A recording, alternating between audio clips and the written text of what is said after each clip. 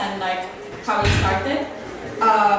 So basically this was commissioned earlier this year in like April for an exhibition called Through the Crowd, which was organized by a collective called the Collective.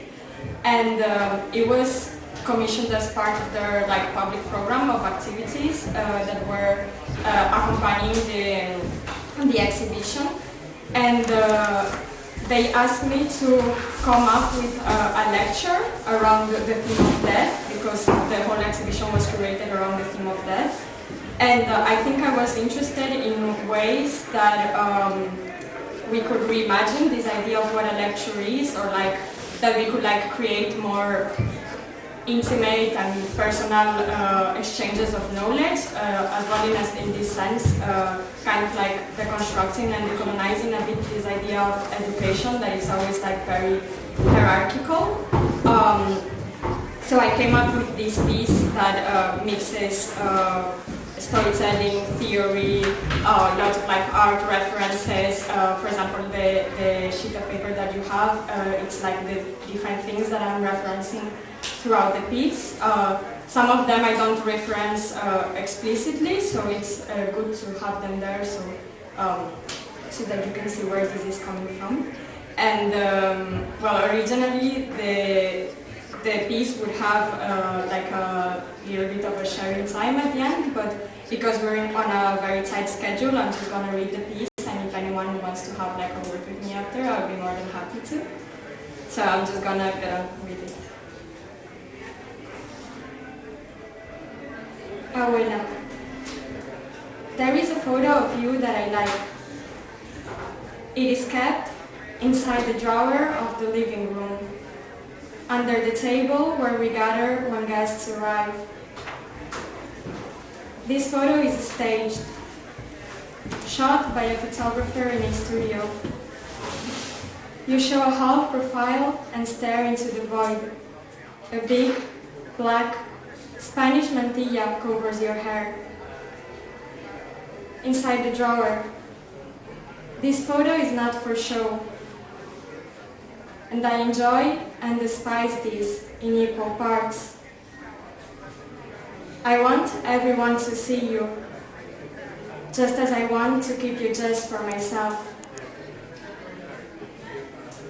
One year on Christmas Eve, Mama takes the photo out and Hermana says I look like you. Before this, I have never been told I resemble a member of my family, and from that moment on, as some sort of revelation falling upon us, Mama starts to make frequent remarks about this resemblance. She comments on how we comb our hair the same way. She says, I have your smile. She comments on how you wear similar dresses and often refers to photos of you. Sometimes, when Mama stares at me, her expression goes blank, as if she sees the shadow of something else, someone else. I start to think about ghosts. I start to think about ghosts, but this is not a new thought. I have spent my whole childhood scared of ghosts, a fear fed by folk Catholicism tales about spirits, heaven and hell. Mama once said houses are tombs for the souls that inhabit them.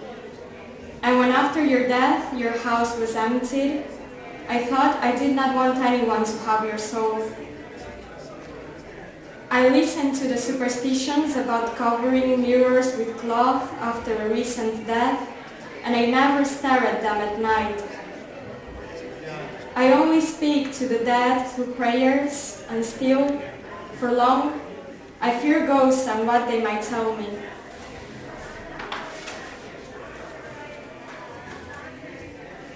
Abuela, a As a child in catechism, I was taught that when we pray, we speak the language of the saints.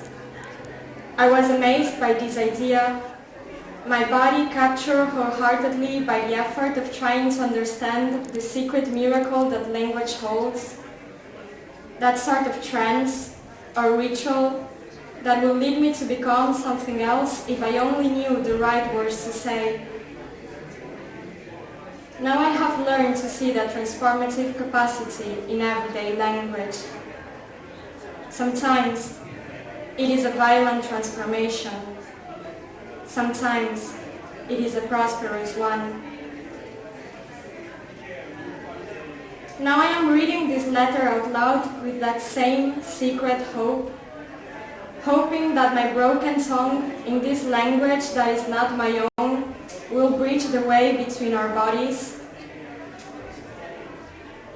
The children of Basque parents, even those from the Basque diaspora, and even when speaking Spanish, generally refer to their mothers as ama and their fathers as aita, their Basque equivalents. These words are not only designative words for kinship, but have become a device for affect mediated by language, specifically a language with a strong history of repression and silence. For when we speak, it is not only your present voice that speaks, but the voices of pain and love and sorrow from the past too. Language is an embodied and spatial archive, and every voice becomes a choir. I refer to my mom as mama. I refer to you as abuela. Spanish words fill my mouth, a mouth that has not known other mother tongue, a mouth that has struggled with a dual cultural identity for long enough and still has not reconciled pain and love and its own tongue. A mouth that after migrating dug its nails into the skin of language, terrified by the idea of forgetting. I refer to my mom as mama. I refer to you as abuela. The absence of these Basque words molds my silence, leaves their contour in my mouth as a sort of ghost pain.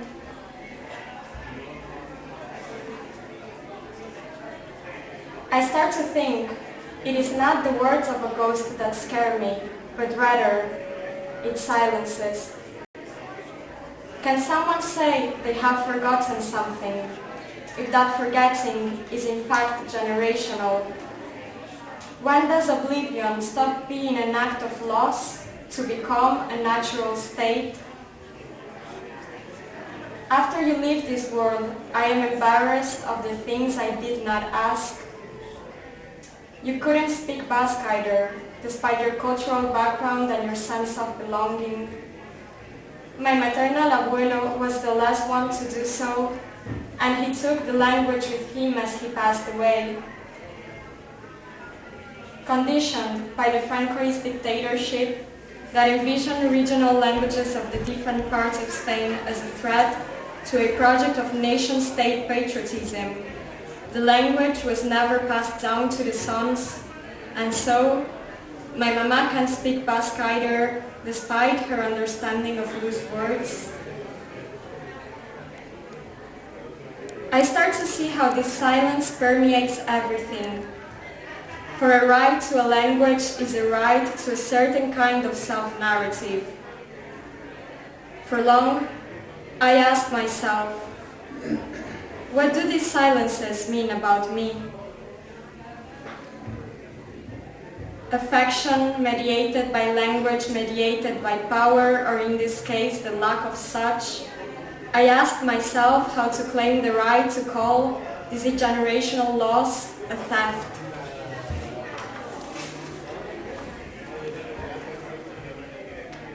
I start to speculate. Similarly to the stage of grief in which people negotiate, I imagine impossible scenarios, asking if, had you been the one to know the language, would you have passed it down, honored the name of a mother tongue? And if then, my mama would have known, and if so, would I have known, and how would that have changed my relationship to this side of my cultural background? And finally, I asked myself if I would want to, if deep down I would engage in this work. And yet I know this is a dead end.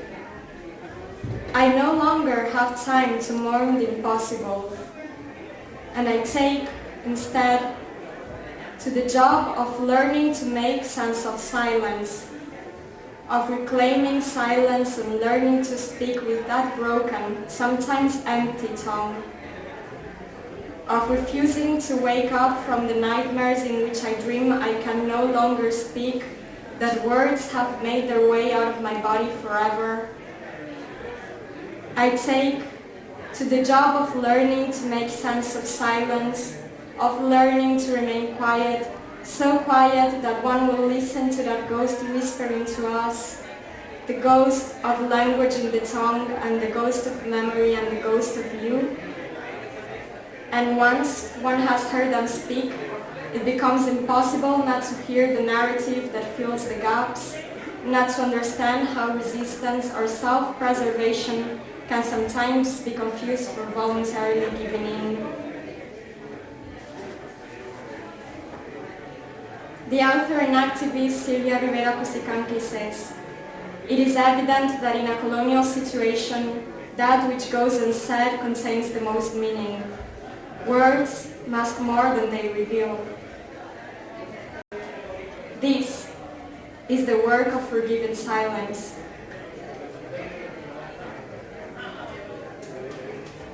Abuela, I have heard stories of women who inherited their mother's fear through lactation, trauma through breastfeeding, a strange ritual of passing down the most intimate we have, a strange ritual of mothers gifting their daughters their own bodies, genetic memory, and I wonder if our bodies are ever only our own, if our voices are ever only our own. Sometimes when I open my mouth, I think I hear mi mama speaking. Sometimes when I open my mouth, I think I hear mi abuelita and mi abuela speaking. Sometimes I hear women I can't name yet. And sometimes I hear myself in mis hermanas. Sometimes it's my voice in mis amigas' mouths. Strange mirror, a collective choir. And I wonder if this is not what you gave me, mama, abuela, tu voz, when you gave me a mother tongue. Abuela, I'm beginning to understand the resilience in your silence. Resilience, as well, is transmitted genetically, generationally. And when we speak, it is not only your present voice that speaks, but the voices of pain and love and sorrow from the past too. And I pray the voices of a healed and joyful future. Abuela, I am writing to you about your photograph and an impossibility. If under colonial systems of knowledge, the unsaid contains the most meaning, if words lose their designative capacity, images step in to fill the gaps, to discover feelings that elude the censorship of official language. Just as such, with your photograph in hand, I begin to fill the gaps of what I don't know about you, the things I never asked, and the stories I was never told. Abuela, I am writing to you about your photograph. I am writing to you about the strange miracle that escapes language, that moment when Mama looks at me and instead sees you. How the hegemonic construction of death and life, one which walks hand in hand with the colonial notion of linear time, comes crumbling down in that very instant. There are many beliefs that mirrors can become meeting points between life and death. The instruction to cover mirrors with cloth after a person has passed away aims to protect one from seeing them manifest in the mirror's reflection. French psychanalyst Lacan refers as the mirror stage to the formative stage where the human child recognizes themselves as such in a mirror for the first time. The child begins to see, through the image of their reflection, themselves as an individual subject separate from the maternal body. But abuela, when I look in the mirror, all I see is you. But when I look in the mirror, all I see is you. Is your hair, is your lips, is your eyes. Is this body as a meeting point of colliding time tenses? Is death and life abandoning their dichotomic status? Is my body incapable of being separate from my mama's body, incapable of being separate from yours? Is this umbilical cord called history that leaves no room for escaping? In the 1974 video art piece, El mito de Narciso, Mujeres que hablan con su propia imagen, or The Myth of Narcissus, Women Who Speak with Their Own Image, by Argentinian artist Narcisa Hirsch, a series of women face their filmed images and speak to such. As if looking into a mirror in some sort of mirror stage, common reactions among the participants include estrangement from their own external image. The participants voice things such as, I don't have an image of myself, the person I see is unknown to me. Or, it's very strange to see oneself. The same participants, though, face no difficulty in recognizing other women's traces on their faces. As one participant says, the other faces of the other women, my friends, are so familiar. They are all my faces. This alienation of one's image is patriarchal as well. The restriction to access a mirror stage is another phase of the dispossession of a process of individualization. Archaeologist Almudena Hernando traces the beginning of patriarchy as a system of domination in the West to the historical moment during the Bronze Age in which women had to reduce the mobility of their social and economic activities to focus on care work. On the other hand, specializing in the activities that require the bigger mobility, and only from having women assure their emotional and relational needs and excluding them from this specific process of individualization, could men have access to the formation of the individualized identity, a process that reached a peak with modernity and the Renaissance.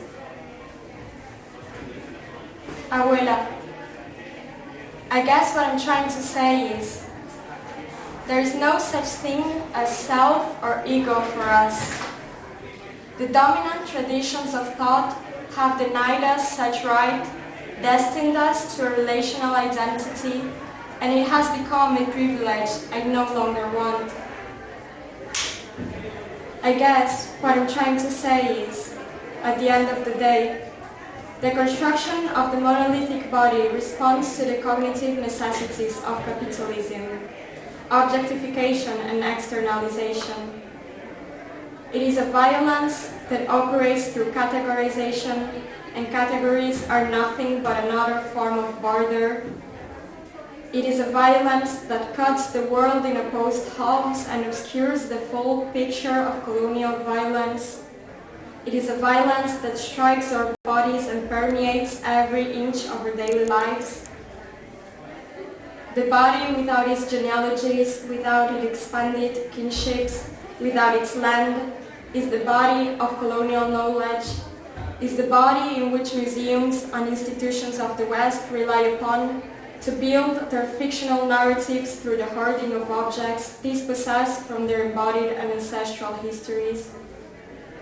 These, too, are fictions of objectification that via categorization perpetuate the dichotomy between body and mind.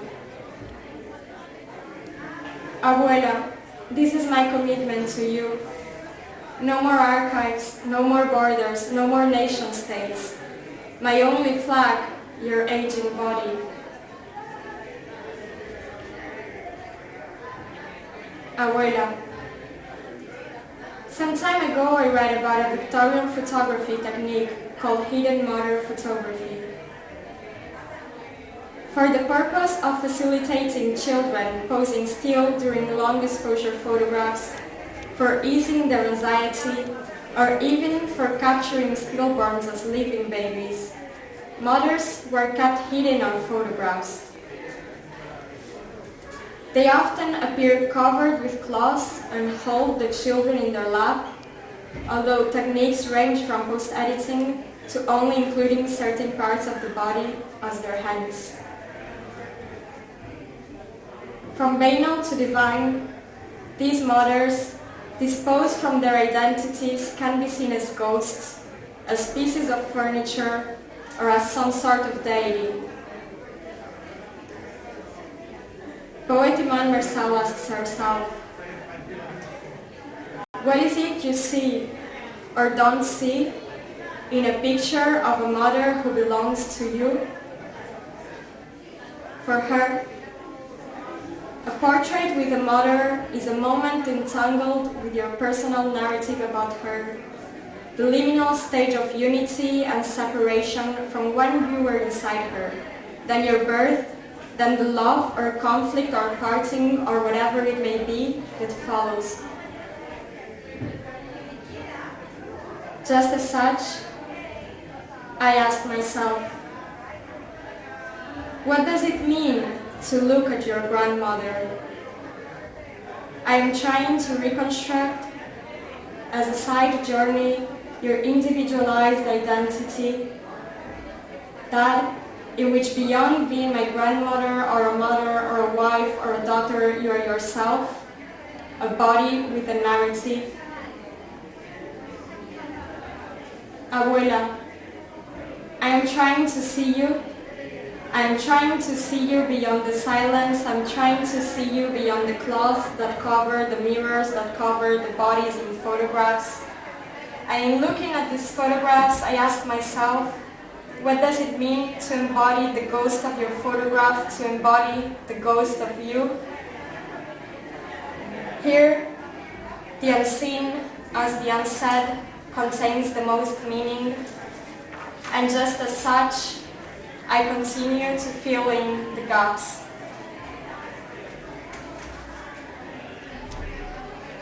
Abuela, transmission is not a given.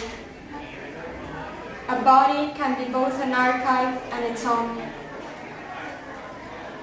Can silence be a ghost in a photo? Can a lost language inhabit the mouth in the shape of a ghost? So much silence creates an obsession with death, creates an obsession with language.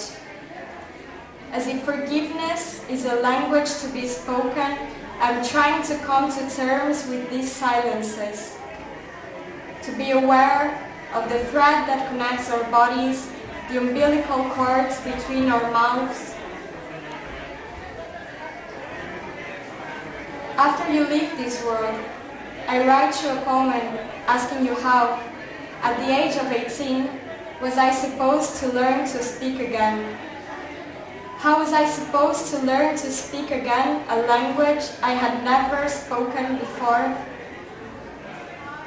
Abuela, I am learning to see the resilience in your silence, in your words, in your aging body, and every day, myself too, I am learning to speak.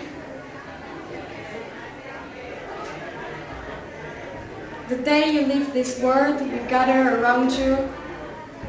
Mama says one shall not speak of the dying in front of them, and neither cry.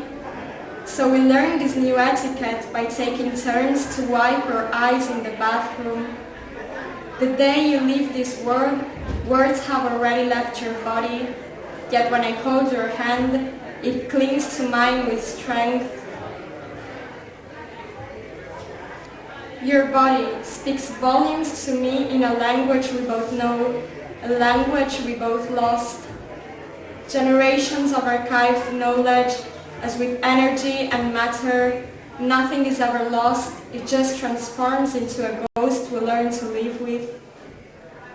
And now I know, well enough not to call this a silence, but rather say, this is what a mother tongue means. To make a home out of your hands and call it survival, to make a language out of our flesh and call it memory.